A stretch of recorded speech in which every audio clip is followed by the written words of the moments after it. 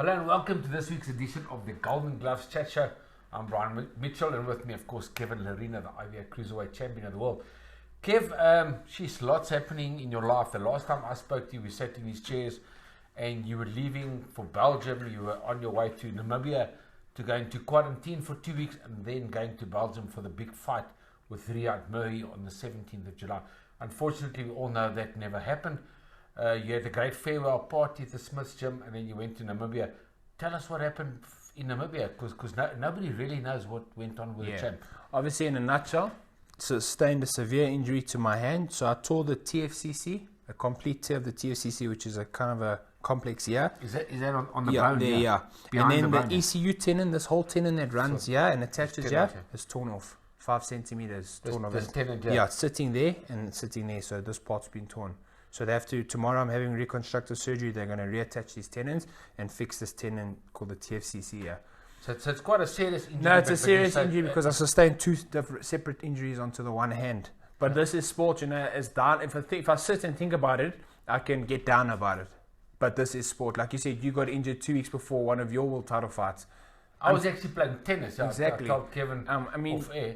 This happens in sport, and as much as I'm disappointed, I just know things happen for a reason, and I know that I will come back stronger. We know, with any setback, the comeback is always greater. And I always said that I had a shoulder op in 2018. I came back and I smoked off the man.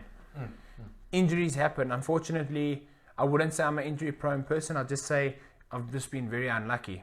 This was my WBA shot, and it's going to come again. I'm going to get another opportunity. But I just know that I need to fix my hand because you cannot go into a fight half-hearted. Yeah, and it's terrible what happened. Not a championship fight. So you obviously would have trained for about 2 months before that, isn't it? I probably had been always consistently training, but in full training camp about already almost 2 months, 7 weeks. 2 months, lost maybe 7-8 kilograms. Yeah, training in the mornings, running, boxing, conditioning, sparring, getting early sparring in then, and then this had to happen. So for me, it's disappointment, but like I said, I'm a firm believer.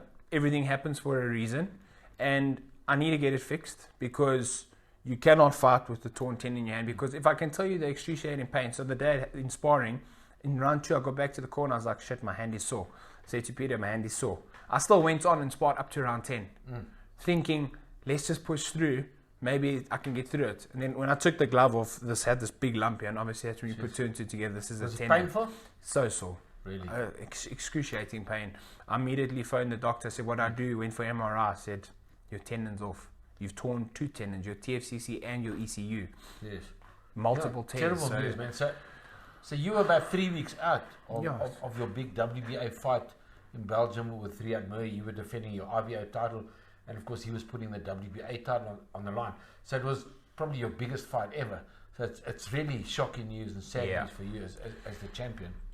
Like I said, I can sit down and I can really think deep and get down about it, but I don't let myself get into that position because I know this is sport, and if you let yourself get down about it and let it affect you in a negative way, how can the comeback be great? So I just got to get it fixed. Yes. As I got back to South Africa Friday, Saturday, extensive MRI with the top MRI radiologist, Dr. Mark Fallerman, who's the best, who looks at only hands, looked at my MRI, told the doctor, the orthopedic surgeon, what's wrong. And now Dr. Harry Papagapiou, who's my doctor, my friend, and an orthopedic surgeon, is not doing the operation. He's referred me to the #1 hand specialist in the country, which is Dr. Nicole van der Walt. She's doing my surgery tomorrow. And I'm going to the best hand specialist, Dr. Nikki van der Walt, because this is what she does. She only operates on the lower extremities of the hand. And I want the best for myself because this is not just a quick fix. This is a man you need to fix his hand because he needs to fight again. And she's the best to do it. I'm really confident. But like I said, the rush to get back because it's back, MRI, operation tomorrow. The reason being because I want to fix it. I want to start the road to recovery. I want to start the rehab. So in 8 to 9 weeks' time, I can be functional. And it's not about rushing for the fight again. I was going to say to you, so what is the recovery period? So everyone's different. I'll be going for platelets post-operative care to speed up the recovery, and it helps with healing. So you're in a cast, I think, if I'm not mistaken, she said 6 weeks, and then you got to do the physiotherapy after that. So it can take anything from 8 to 12 weeks. But every individual is different. I'm optimistic, but I'm also a realist. I'm not going to rush it that I have to come back and go, boom, stuff it up again. So we'll see how it goes. I've got a good team behind me, a very good team. You know, Dr. Harry Papagapu is an orthopedic surgeon, my friend, my doctor, Dr. Kerry Carson. They all helped me in a sense of the direction. You know, Harry said, Dr. Papagapu said, listen, I've operated on your shoulders. This is what I do. I've done many hands, but I haven't done Kevin Lerena's hand. You need to go to a hand specialist. Yes. And I respect people like that because he sent me to the hand specialist, you know, Great, Dr. Nicole van der Walt. And I asked other physios, who do you, and they said, if you got her, you got the best working on you, you're fortunate. So she's made a plan to see me tomorrow. And like I said, I'm just trying to keep a positive mindset, bro, because, you know, you've been there. I mean, 14-time world champion, I think, eh? Yeah. 14 times. And you know what it's about to be let down. So I've let myself down more than anything. Do you know, a lot of people go, you know, if you sit back and you got to sometimes be a little bit selfish and go, I've let myself down. Well, you haven't, Kevin. Like you said, when I say I've not let myself down, I'm disappointed in the outcome. Of course, But unfortunately, when you fight, you stepped into the ring. You had to fight. You had to win that 14 times. When I fight, I got to step into the ring. Yeah. And if I'm not 100% sound, I'm not giving myself the best chance to be the best me. So why do it? And you don't want to get into the ring in a big fight like that Not and a have chance. an injury. 100%. But Kevin, so what happens to Riyad Murray now? Does he? I presume. Has he got another opponent? I'm not sure yet, but I know I'm pretty sure they're scrambling to get an opponent. And extend my apologies to Team Murray and his promoter because obviously this wasn't. It's an unforeseen injury that happened. Yes. But I do extend my apologies because I know how hard he was working for the fight as well. And unfortunately, injuries happen, and they've been very understanding. Obviously, some Belgian media think, oh, he's not that injured. Well, after I sent them my MRI, after I sent them my MRI, I think they're thinking, you know, I mean, the doctor, I mean, all due respect, and excuse my language, she said the fact that you sparred an extra 10 rounds, mind fucks me. She said, Well, I mean, you're definitely not going to pull out of a massive fight. Listen, I can tell you right now, if there's anybody who wanted this fight, no one wanted it more than me because this was a flipping turning point of my career, and it would have been a massive victory, but the victory will come. The victory will come. And you are still only 20, are you 28 years old? 29, yeah. 29 years old, you're still a youngster in and boxing. I'm a youngster in boxing in the sense of I never had 200-300 amateur fights to get hit up and stuff like that. Yeah. You know, I've had only 28 professional boxing matches. Yes. So and you've never been hurt in the ring, you know. I've taken big shots. You basically lost once. I lost some points to Johnny. I avenged that loss, and the loss on points wasn't like I sat on my ass. It was a head-to-head battle. So I've never really, you know, obviously I've taken good shots in the ring, and my ability to absorb shots is, I'd consider good. Well, given it is a setback, and it's sad for all of us South Africans, all your fans. We wanted to see you as WBA champion. But unfortunately, that's not going to happen now in July. Yeah. When do you foresee the fight possibly happening? You know, I'd like to get back into the ring by November, October. Well, let's say November. I think it's a safe bet. It gives me time to prepare. So let's see what happens. Like I said, obviously the goal hasn't changed. The goalpost has merely moved. So now you just got to shoot in a different direction and take all the obstacles and hurdles that come along that way, meaning the recovery, the rehab, and getting back to business. But I'm a sportsman, I'm an athlete, I've got big match temperament, and I know how to come back.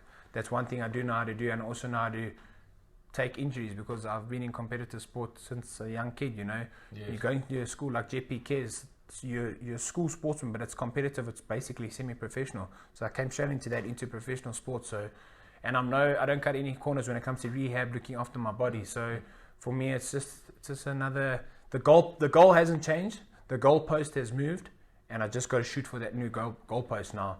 And you know, I'm very fortunate for the people that have got behind me. You know, and they've been very understanding. I mean, World Sports Betting, phenomenal guys, been really understanding. Blue Label, Brett, Mark, and Gavin, phenomenal, been understanding. Dr. Harry Papagapu, my surgeon, helped me, guided me the right way. You know, PPA, Under Armour, great clothing brand, great sponsor. I mean, you deal with the guys at Under Armour, it's a phenomenal brand. And of course, Golden Gloves is not right here. Golden Gloves. Yes. Rodney Berman's been great. He understands my injury. You know, obviously it's disappointing for him because he's invested a lot in this fight and in me. But he knows he's going to get his return of investment when we go on and become the unified champion of the world. Supersport for backing me. You know, there's a whole heap of people who've got him behind me. RDG. The list goes on, you know. I'm grateful for everybody. You know, my brother for coming. Everybody came with me. We were going to win. You know, my masseuse, I brought her with me. My missus, I brought her with me so I could eat clean. I was going to ask you, we think a lot. What does Geraldine think about it? She's disappointed for me. Of course. She's heart sore for me. But she said, you need to fix your hand. You cannot fight with a hand like this. And she understands me. She's in the medical field. But like I brought her along with me because she was preparing my food for me, you know. Yes. My masseuse was there with me so I can be like I am. I would be on a day-to-day basis. So I invested a lot in this fight myself. So there's a lot. We were just saying off air, in ending, Namibia has gone into a big lockdown. Yeah, Namibia is in a lockdown, so So I don't know if we're going to get into Belgium, which is crazy. It was going to be crazy because you would have been sitting in Namibia now. Yeah. They would have kicked you out of Namibia, but Yeah, not kicked you out. they would have isolated asked you. you to leave. Yeah, I don't know how it would have worked. I mean, I think they would have asked you to leave. yeah, I think So you things would have had to come back here, so there would have been big chaos. and then I don't know how we would have got to Belgium. This COVID's crazy. It's COVID's crazy terrible. times. But like a Golden Rodney was saying, it's just crazy how shows have to go on without a gate, without sponsors, without TV. I don't know what people would do, you know. So we're very fortunate that we're able to kind of hustle to get fights in that. But the true reality of it is, we need to get on with boxing. We need to get on with crowds. We need to get on with full-time events because otherwise, promoters, managers, trainers are just going to bleed money and invest time and intellectual property into people that you get no reward from.